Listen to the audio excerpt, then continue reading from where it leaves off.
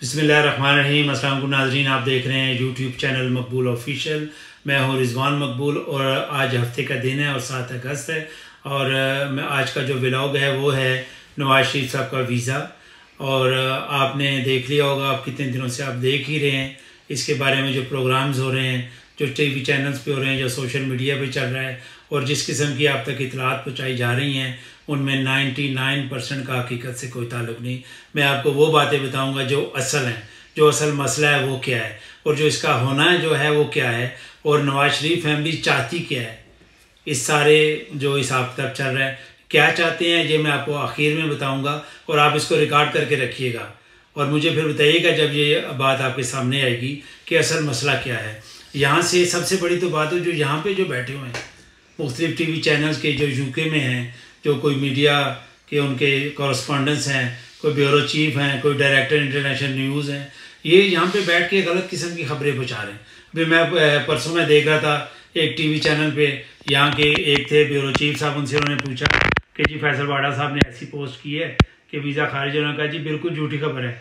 मेरी home office के ज़राए से बात हुई, जो यहाँ पे लोग रहते हैं आपके, आप उनसे पूछें किसी में इतनी जुर्रत है, किसी सावी में, किसी आम बंदे के बारे में वो उनसे पूछे और वो बता दें। सवाल ही नहीं पैदा होता। मैं अगर उनको फ़ोन करता हूँ, जब मेरा वकील फ़ोन करता है किसी केस के लिए, तो वो उनको वहाँ से मालूमात मिलती हैं, वो भी इन रिटर्न, टेलीफोन पे नहीं। या ईमेल करेगा या उनको लेटर लिखेगा तो केस के बारे में कुछ बताएंगे। और नवाज शरीफ साहब का इनको कैसे बता दिया। और फिर ये जो मेरे भाई हैं, मुझे पता है ये तो इंग्लिश से भी पैदल हैं, तो इन्होंने क्या उर्दू में पूछा था वहाँ फ़ोन करके होम ऑफिस। तो ये बिल्कुल गलत बात है। ये कोई भी वहाँ पे फ़ोन करके नहीं पूछता। और अगर ये साबित हो जाए कि इनके वहाँ पे कोई ज़राए हैं, इनको भी समझ आ जाएगी और उस ज़राए को भी समझ आ जाएगी कि तुमने ये सीक्रेट को जो है वो कैसे तुमने इसको लीक किया है। ये बिल्कुल झूठ है। असल में जो स्टोरी है वो अब तक पहुँचाई नहीं जा रही। असल मसला क्या है? असल मसला ये है कि नवाज शरीफ साहब का पासपोर्ट जो है वो फरवरी में उनका जो है वो एक्सपायर हो चुका है। उन्होंने उसके लिए अपील भी नहीं की, उसके लिए अप्लाई भी नहीं किया और गवर्नमेंट ऑफ पाकिस्तान ने उनको वो पासपोर्ट भी नहीं दिया। शेख रशीद साहब ने उसको इशू नहीं किया। शेख रशीद साहब भी उसको तब इशू करते, मिनिस्ट्री ऑफ फॉरेन अफेयर्स यानी शाह महमूद कुरैशी साहब उसको अप्रूव करते, क्योंकि बहुत से लोग नहीं जानते कि नवाज शरीफ साहब जिस पासपोर्ट पे ट्रैवल करते हैं वो उनका जो है वो सफारती पासपोर्ट है, डिप्लोमेटिक पासपोर्ट उनके पास है, जो कि 10 साल का, उनके मुताबिक उसके ऊपर 10 साल का वीज़ा लगा हुआ है। अब यहाँ पे जो असल स्टोरी ये है वो ये है कि 10 साल का वीज़ा तो आपका लगा हुआ है। फ़र्ज़ करें अभी वो एक्सपायर नहीं हुआ, सिर्फ पासपोर्ट एक्सपायर हुआ है, तो 10 साल का जो वीज़ा है, या साल का, 2 साल, 5 साल का, उसके लिए ज़रूरी है कि आपने इस मुल्क में 180 दिन से पहले इस मुल्क को छोड़ना है। यानी आप तकरीबन 6 महीने रह सकते हैं। आप 5.5 महीने बाद आप चले जाएं इस मुल्क से, जाके किसी और मुल्क में चले जाएं, यूरोप में चले जाएं, सऊदीया चले जाएं, अमेरिका चले जाएं, कहीं भी चले जाएं, जहां भी आप जाना चाहते हैं, इवन पाकिस्तान चले जाएं और वापस में आए तो फिर आपके 6 महीने शुरू हो जाएंगे। अब यहाँ पे ये हुआ कि कोविड की वजह से यहाँ की गवर्नमेंट ने इस जो इनका ये जो लॉ है 6 महीने को छोड़ने वाला, क्योंकि लोग यहाँ से जा नहीं सक रहे थे, फ्लाइट्स नहीं थी, कोई जाते थे तो आगे जाके कोरोना का शिकार हो जाते थे, उन्होंने इसको सस्पेंड कर दिया कि आप अगर आपके पास वीज़ा है, फ़र्ज़ करें 5 साल का है, तो आप यहाँ पे रह सकते हैं, आपको किसी दूसरे मुल्क 180 दिन बाद जाने की ज़रूरत नहीं है। और इसका नवाज शरीफ साहब ने फ़ायदा उठाया, वो यहाँ पे रहे। मैंने सुना है शायद वो एक दफ़ा गए, लेकिन मेरे पास इसका कोई प्रूफ नहीं है। शायद किसी ने कहा कि वो एक दफ़ा आयरलैंड जा चुके हैं, लेकिन मेरे पास इसका कोई प्रूफ नहीं है। अगर वो गए भी हैं तो उसके बाद उनके 6 महीने शुरू हो गए।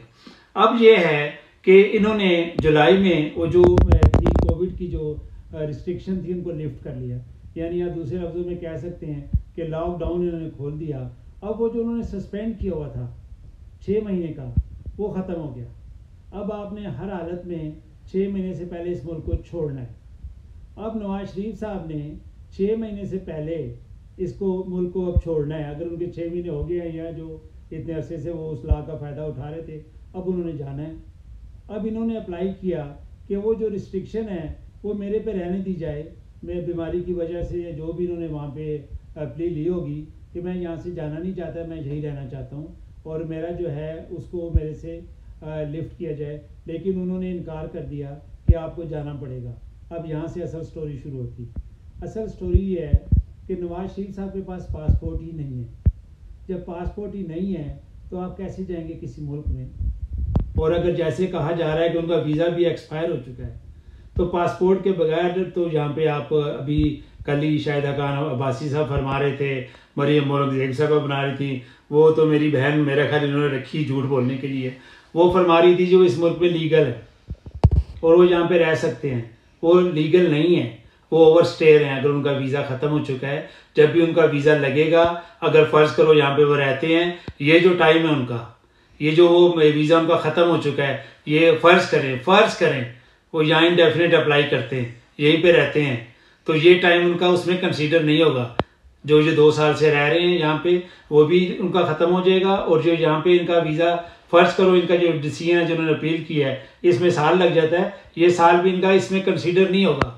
उसके बाद इनका नए सिरे शुरू होंगे और उसके लिए इनको पासपोर्ट इनको ज़रूरी चाहिए। पासपोर्ट के लिए मैं आपको बता दूं कि ये पाकिस्तान हाई कमीशन से यहाँ पे जो यूके में है वहाँ पे ये रब्ता करेंगे, पासपोर्ट अप्लाई करेंगे, इनको पासपोर्ट अगर वहाँ से मिल जाता है। और पासपोर्ट के लिए मैं आपको एक बता दूं बात कि जब आप पासपोर्ट जहाँ पे अप्लाई करते हैं रिन्यूअल के लिए, तो अगर आप ब्रिटिश नेशनल नहीं हैं और आपका पासपोर्ट ख़त्म हो गया है, ये आपसे उसका मीन्स पूछते हैं, रीज़न पूछते हैं कि आप इस मुल्क में कैसे रह रहे हैं, आपके पास असाइलम है या आपके पास कोई भी, आपके पास वर्क परमिट है या आप किसी भी वीज़े पे हैं, तो आपका वो वीज़ा जो है वो आपको वीज़ा या लेटर शो करना पड़ता है, तो फिर आपका पासपोर्ट यहाँ से रिन्यू होता है। अदरवाइज़ आपको पासपोर्ट रिन्यू नहीं करते। उसके लिए वो ये कहते हैं जी जाएँ पाकिस्तान और वहाँ से पाकिस्तान पासपोर्ट बनवाएं और फिर आगे तो अपना सारा प्रोसेस शुरू करें, क्योंकि आपके पास यहाँ पे रहने का कोई नहीं है, जवाज़ नहीं है। अब ये जो कह रहे हैं ना, ये नवाज शरीफ साहब लीगल हैं और ये नहीं है वो नहीं है, इन्होंने फ़ौरन अपील इसलिए की है कि जब इनका वीज़ा रिजेक्ट हुआ और अगर ये ओवरस्टेयर हो चुके हैं तो ये जिस वक्त भी, वैसे तो वज़ीर आज़म साहब हैं, पाकिस्तान नहीं है ये जिस वक्त भी अरेस्ट होते ये डिपोर्ट हो जाते, क्योंकि ये यहाँ पे ओवरस्टेयर थे। तो ये जो आपको कह रहे हैं ना इनके, ये मरियम नवाज़ वगैरह, मरियम औरंगजेब सॉरी, के लीगली रह रहे हैं, लीगली अब ये इस तरह हो गया कि उन्होंने अपील कर दी। अदरवाइज जब इनका जो स्टेटस है वो यहाँ पे अब कुछ भी नहीं है। हाँ, फ़र्ज़ करें अब ये किसी भी तरीके से इनका पासपोर्ट बन जाता है, बगैर किसी वीज़े के, बगैर किसी यहाँ पे लीगल मीन्स के रहने के, इनका पासपोर्ट बन जाता है। और उसके बाद इनको जो है यहाँ पे पासपोर्ट बनेगा, ये होम ऑफिस में पासपोर्ट देंगे, इनका वीज़ा लगेगा, उसके बाद ये यहाँ से 6 महीने के लिए किसी मुल्क में जाएँ, 6 महीने का गुजार के जो टाइम है, फिर ये वापस आएँ तो ये यहाँ पे रह सकते हैं। अदरवाइज़ इनके पास यहाँ रहने का बिल्कुल किसी किस्म का कोई जवाज़ नहीं है। और जहाँ इलाज का है, ज़ाहिर है वो जब इलाज का, अगर आप उसके डिप्लोमेटिक पासपोर्ट पे नहीं आए, आप मेडिकल बेस पे वीज़ा लेके आए हैं और उसके बाद वो आपसे पूछेंगे कि आपका इलाज क्या हुआ, वो सारा कुछ आपको बताना पड़ेगा। क्योंकि यहाँ पे जो मरीज़ होता है, जो सीरियस होता है, उसका वीज़ा रिजेक्ट नहीं होता। अदरवाइज़ वो कहते हैं कि पाकिस्तान जाएं, वहाँ से वीज़ा एक्सटेंड करवाएं। लेकिन जो इस मरीज़ होता है जिसकी ऐसी हालत हो कि वो ट्रैवल नहीं कर सकता, उसका वीज़ा जो है यहाँ से उसको कर देते हैं, एक्सटेंड कर देते हैं। इससे ये साबित हुआ कि नवाज शरीफ साहब की कोई ऐसी बीमारी नहीं है कि वो ट्रैवल नहीं कर सकते। अगर उनका वीज़ा ही इस वजह से नहीं हुआ कि वो यहाँ पे अगर वीज़ा बेस पे हैं, अगर वो दूसरे पासपोर्ट पे हैं अपने, जो मैंने जैसे आपको बताया डिप्लोमेटिक पासपोर्ट पे हैं, तो वो और वजह है। अब मैं आपको बताता हूँ, जो मैं आपसे मैंने कहा कि मैं आपको आखिर में बताऊँगा कि ये सारी स्टोरी क्या है, ये सारा कुछ क्यों किया जा रहा है। और ये जो कह रही है ना ये मरियम औरंगजेब साहबा और ये सारे इनके जो तर्जमान हैं कि वो किसी सूरत भी यहाँ पे असाइलम नहीं लेंगे। मैं आपको बताऊं, वो असाइलम ज़रूर लेंगे लेकिन वो वापस नहीं जाएंगे। ये सारी प्रैक्टिस इसलिए हो रही है कि यहाँ का जो कानून है, अब इन्होंने अपील कर दी ट्राइब्यूनल में। ये छोटा सा ट्राइब्यूनल होता है, एक जज भी नहीं होता, वो बैठा होता है, वो जो डिसीजन करता है वो। उसके बाद ये जो ट्राइब्यूनल है, उसके बाद अपर ट्राइब्यूनल में जाता है काम, अपर ट्राइब्यूनल में जाता है। उसके बाद ये तकरीबन 1.5 साल का है। उसके बाद ये हाई कोर्ट में चला जाता है। हाई कोर्ट से भी अगर रिजेक्ट होता है फिर ये जुडिशल रिव्यू में चला जाता है कि रिव्यू किया जाए जी, ये जो है वो कोर्ट देखती है। लेकिन यहाँ पे जो प्रैक्टिस है, जो मैंने देखा यहाँ पे जो कुछ लोगों के साथ हुआ, जो डिसीजन दे देता है ना ट्राइब्यूनल वाला, वो उस डिसीजन को बरकरार रखते हैं। और वो डिसीजन ये है कि आपके पास पासपोर्ट नहीं है, और वो कैसे आगे हाई कोर्ट जाके कह दे कि हाँ जी इसके पास पासपोर्ट नहीं है लेकिन इनको वीज़ा दे दें। अगर वो कहते दे ही दें तो किस चीज़ पे वीज़ा लगा के देंगे? हथेली पे तो लगाने से रहे वो, कोई उनको डॉक्यूमेंट्स पासपोर्ट चाहिए ना। तो ये कैसे ये सोच रहे हैं कि इनकी अपील जो है आगे जाके एक्सेप्ट हो जाएगी? ये नहीं होगी। अच्छा, उसके बाद हाई कोर्ट के बाद ये जुडिशल रिव्यू पे अगर चले जाते हैं, वहाँ से भी ये रिजेक्ट हो जाती है। फिर ये इंसानी हकूक़ पे चले जाते हैं, वहाँ से भी रिजेक्ट हो जाते हैं। तो फिर इनके पास एक ही ऑप्शन है, दो ही ऑप्शन है। पासपोर्ट अप्लाई करें पाकिस्तान हाई कमीशन से, पासपोर्ट मिलता है तो उस पर वीज़ा लगवाएं, अदरवाइज़ यहाँ पे ये असाइलम ले लें और यहाँ पे ये रह सकते हैं। और तीसरा ऑप्शन ये है कि यहाँ से होम ऑफिस से होम ऑफिस नहीं, पाकिस्तान हाई कमीशन से ट्रैवल डॉक्यूमेंट लें। उस पर आप एक दफ़ा ट्रैवल कर सकते हैं, पाकिस्तान जा सकते हैं, लेकिन उस पर आप आ नहीं सकते। वो सिर्फ आपको यहाँ से जाने का, कि आपके पास पासपोर्ट नहीं है तो आप उस ट्रैवल डॉक्यूमेंट्स में जाएं और वहाँ से जाके अपना पासपोर्ट बना लें, जो भी बात आपने करना है, वीज़ा लगवाना है, आप उसके ऊपर आ जाएं। अब असल स्टोरी क्या है? नवाज शरीफ साहब को चाहिए 2.5-3 साल। 2.5-3 साल बाद PML जो मैं इनका सुनता रहता हूँ, इनका ख्याल ये है कि 2.5 साल बाद नवाज शरीफ साहब या मरीम नवाज़ वज़ीर-ए-आज़म पाकिस्तान होंगे। ये भी मैं हैरान होता हूँ। नवाज शरीफ साहब 10 साल के लिए नाअहल हैं, मरीम नवाज़ 7 साल के लिए नाअहल हैं। ना मरीम नवाज़ अगला इलेक्शन लड़ सकती हैं, ना नवाज शरीफ साहब इलेक्शन लड़ सकते हैं। फ़र्ज़ करें शहबाज शरीफ साहब भी वज़ीर-ए-आज़म बन जाते हैं। शहबाज शरीफ साहब जो इनका जो मुझे लगता है जो 2.5-3 साल ये इन अपीलों में गुजारना चाहते हैं, फ़र्ज़ करें इनकी गवर्नमेंट आ जाती है, उसके बाद गवर्नमेंट इनकी होगी, उसके बाद ये है कि जनरल बाजवा साहब इस टाइम में रिटायर हो जाएंगे। नए आर्मी चीफ साहब के बारे में जैसे आजकल सुना जा रहा है कि मौजूदा जो DGI-SI हैं जनरल फैज़, ये नए आर्मी चीफ होंगे। और अगर ये नए आर्मी चीफ हुए फिर तो मियाँ साहब नहीं जाते, फिर तो पासपोर्ट होगा भी, सब कुछ होगा, तो मियाँ साहब ने फिर यहीं पे रहना है, या पासपोर्ट बनवाना है और या असाइलम लेना है। और आर्मी चीफ़ के लिए मैं आपको बता दूं कि जो क्राइटेरिया होता है उसमें आर्मी चीफ़ जो होता है वो वज़ीर-ए-आज़म पाकिस्तान को जो सीनियर जनरल्स के नाम भेजते हैं, लेफ्टिनेंट जनरल्स के, नॉट जनरल्स, उनमें उनके लिए ज़रूरी होता है कि उस लेफ्टिनेंट जनरल ने किसी कोर्प्स को कमांड किया हो, यानी कहीं वो कोर कमांडर रहे हों। अभी तक जो जनरल फैज़ हैं, फैज़ हमीद जो हैं, इन्होंने किसी कोर को कमांड नहीं किया, ये कहीं भी कोर कमांडर नहीं रहे। अगर आने वाले दिनों में आप देखते हैं कि ये ISI के चीफ से इनको हटाया जाता है और इनको कहीं कोर कमांडर बना दिया जाता है, तो फिर ये यकीन रखें कि नए आर्मी चीफ जनरल फैज़ हमीद होंगे।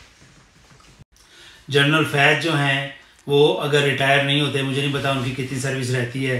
ज़ाहिर है जो नया आर्मी चीफ आएगा वो DGI-SI अपना लगाएगा, DGI-SI भी चेंज हो जाएगा, जनरल बाजवा साहब की जगह जनरल साहब आ जाएंगे, शहबाज शरीफ साहब प्राइम मिनिस्टर हो जाएंगे, और काजी फ़ायज़ ईसा साहब जो हैं वो अल्लाह ताला उनको सेहत दे, आजकल वो कोरोना में मुब्तला हैं, अल्लाह ताला उनको सेहत दे, वो चीफ जस्टिस ऑफ पाकिस्तान होंगे। चलें फ़र्ज़ करें सब कुछ हो जाता है, इनकी मर्ज़ी का हो जाता है, शहबाज शरीफ साहब भी हो जाते हैं, जनरल फैज़ भी हो सकते हैं, लेकिन ये ज़हन में रखें जो आर्मी चीफ़ होगा वो आर्मी का चीफ़ होगा, वो शहबाज शरीफ का चीफ़ नहीं होगा। जो DGI-SI होगा वो आर्मी का ISI का होगा, इनका नहीं होगा। मैं जहाँ तक फ़ायज़ ईसा साहब हैं वो भी कोई इस तरह नहीं है कि जो जंगल का कानून नहीं है कि जो वो चाहेंगे वो इन सबको बरी कर देंगे, सारे केस ख़त्म कर देंगे, उनको भी कानून का पाबंद होना पड़ेगा। और अगर फ़र्ज़ करें इमरान खान साहब की गवर्नमेंट आ जाती है, फ़र्ज़ करें इमरान खान साहब की गवर्नमेंट आ जाती है, और फिर क्या होगा? फिर नवाज शरीफ साहब के पास एक ही ऑप्शन है कि वो यहाँ पे असाइलम ले लें। पासपोर्ट अगर वो नहीं लेना चाहते, वीज़ा एक्सटेंड नहीं कराना चाहते, यहाँ पे वो असाइलम ले लें और यहाँ पे रहेंगे। और मैं आपको बताता हूँ, आप मेरी ये वीडियो संभाल के रखिएगा, अपने पास रखिएगा। मुझे अगर आपने सब्सक्राइब करना है तो 3 साल बाद कर दीजिएगा, 2.5-3 साल बाद, और फिर मुझे बताइएगा कि मैंने सच बोला था कि नहीं। और ये जो कह रहे हैं ना असाइलम कभी नहीं लेंगे, ये असाइलम लेंगे, क्योंकि उसके बाद इनके पास जब सारी इनकी अपीलें खारिज हो जाती हैं तो इनके पास यही ऑप्शन है, या ये पाकिस्तान एम्बेसी से पासपोर्ट लें, उस पर वीज़ा लगवाएं, तो यहाँ पे रह सकते हैं। यहाँ से लें ट्रैवल डॉक्यूमेंट्स और उसके ऊपर ये पाकिस्तान चले जाएं, जिसकी मुझे कोई उम्मीद नज़र नहीं आती। और यहाँ पे असाइलम ले लें और उसके ऊपर यहाँ रहें। और जहाँ तक मुझे लगता है, जो मैं इनकी बातें सुनता हूँ, यही होगा। अगर आपको मेरा व्लॉग पसंद आए तो मेरे चैनल को लाइक कीजिए, शेयर कीजिए, सब्सक्राइब कीजिए। अंटिल नेक्स्ट वीडियो इजाज़त दीजिए। अल्लाह हाफिज़। पाकिस्तान जिंदाबाद।